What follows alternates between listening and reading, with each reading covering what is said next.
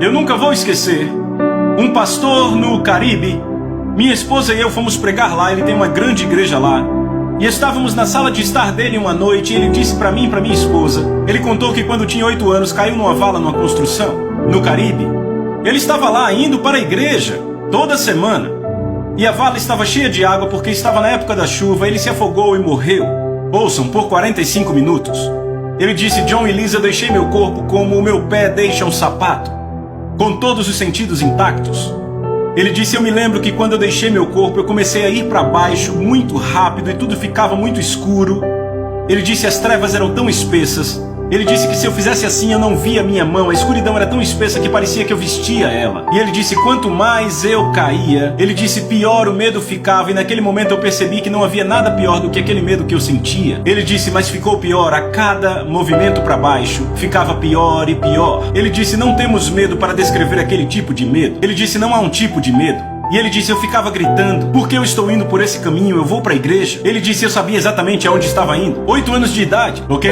E ele disse, então, eu ouvi os gritos. Ele disse, sabe, existem gritos e existem outros tipos de gritos que fazem seu sangue gelar. Foi esse o tipo que eu ouvi, cheio de terror. Ele disse, John e Lisa, ele disse, então eu vi as luzes das chamas. Ele disse, eu cheguei à entrada desse lugar e eu sabia que se eu entrasse nesse lugar, eu nunca mais sairia dali. Ele disse, e um ser, ele disse, um tipo de ser pegou no meu ombro, eu não pude olhar porque eu estava com medo, e começou a me puxar para trás. E ele disse, de repente uma voz falou e abalou tudo, e disse, deixa ele ir.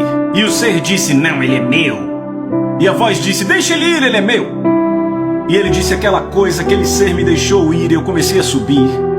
E ele disse, quando eu subi, eu estava fora do meu corpo, vendo os paramédicos trabalharem no meu coração, na minha respiração, meus pulmões, e o meu pai ali do meu lado orando, e eis as palavras que meu pai dizia, Deus, meu pai, se você me trouxer meu filho de volta, porque papai era crente, Deus, meu pai, se você trouxer meu filho de volta, eu vou te dar ele para sempre.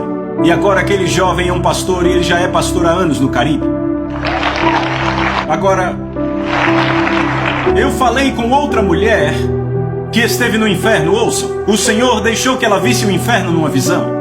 Ela disse para mim, ela disse, John, ela disse, aquele lugar é indescritível. Não temos nenhum tipo de tormento ou horror para descrever esse lugar na terra. Ela disse, eu tive que dormir com as luzes da minha casa acesa por 2 meses e meio depois disso. Agora, isso é o que mereciam.